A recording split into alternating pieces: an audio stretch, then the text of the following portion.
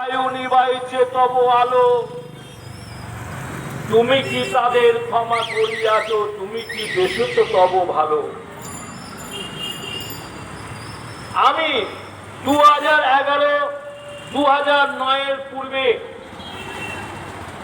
এই 100 নম্বর ওয়ার্ডে বস্তিবাসীদের উচ্ছেদ করার যে পরিকল্পনা নিয়েছিল তৎকালীন শাসনকর্তারা, আমি দিনের পর দিন ওই পচা খালের পারে মুশারি দিন গরিব মানুষদের সঙ্গে থেকে দিন যাপন করেছিলাম, রাত যাপন করেছিলাম। আজ এই রাস্তা দিয়ে যে অটো রিক্সা গুলো চলছে, আমার ভাইরা জীবিকা অর্জন করছে, অটো চালাচ্ছে, সংসার চালাচ্ছে। যখন অটো রুটটা বন্ধ করে দেবে বলে চক্রান্ত করেছিল, আমি বাঁশধনী বাজারের সামনে একদিন নয়, দুদিন নয়, এক সপ্তাহ নয়, মাসের পর মাস অবস্থান কর্মসূচি নিয়ে এই রাস্তাকে অটোরিক্সা বহাল রেখে দেওয়ার পরিকল্পনা নিয়েছিলাম।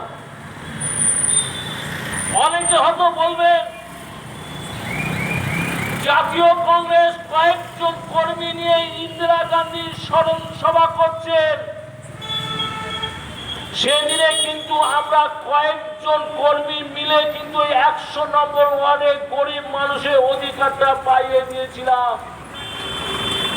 আমরা কয়েকজন কর্মী মিলে অটো স্ট্যান্ডটা বহাল রেখেছিলাম করিয়াপুর টালিগঞ্জ।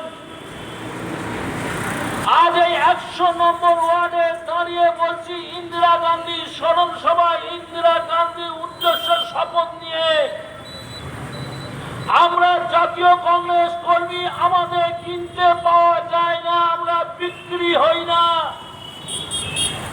আমরা মানুষের পকেট থেকে টাকা বার করি না, চাকরি করার নাম করে মায়ের গায়ে গায়ের গয়না বিক্রি করে টাকা প্রতারিত করি না।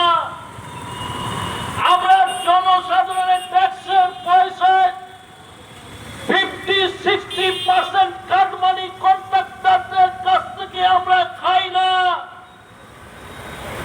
আমাদের পেটটা ফুলে ফেপে মোটা হয় না।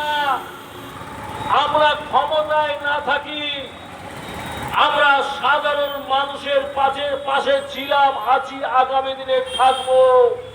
কংগ্রেসকে কেনা যায় না যেমন ভাবে ইন্দিরা গান্ধীকে কেনা যায়। আমরা সবাই অবগত আছি।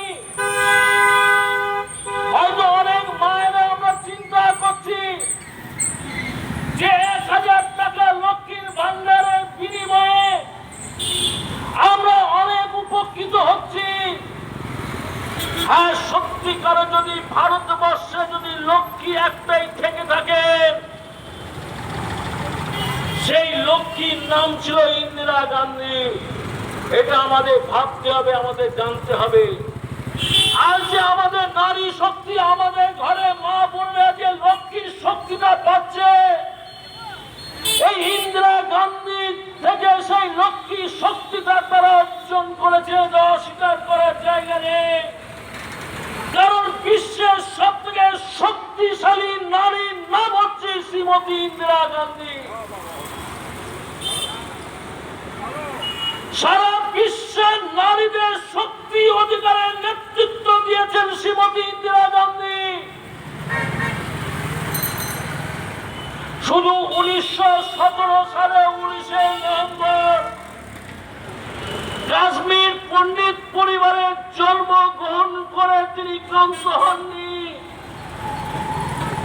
তিনি কমলা নেহরু জটরে অমূল্য রত্ন হিসাবে তিনি পৃথিবীর বুকে শুধু আলো দেখেননি, যার শরীরে প্রতিটি শিরা উপশিরায় ধমনিত প্রবাহিত হতো জওহরলাল নেহরু, মতিলাল নেহরুর রক্ত। এটা তার কাছে বড় কথা নয়। বড় কথা যখন পরাধীন ভারতবর্ষে, আমার ভারতবর্ষে মা বোনেরা যখন কাছে